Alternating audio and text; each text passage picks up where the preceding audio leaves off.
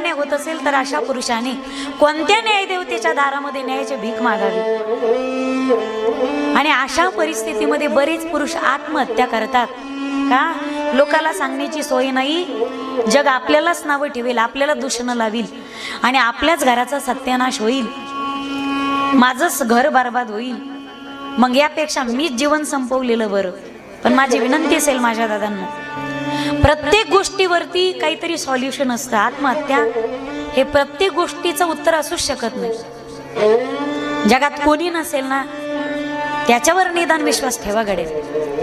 जगात न्याय कुठे भेटत नसेल ना तरी त्याच्या दारात सगळ्यांना नाही भेटतो माईबाप, सगळ्यांना नाही भेटतो।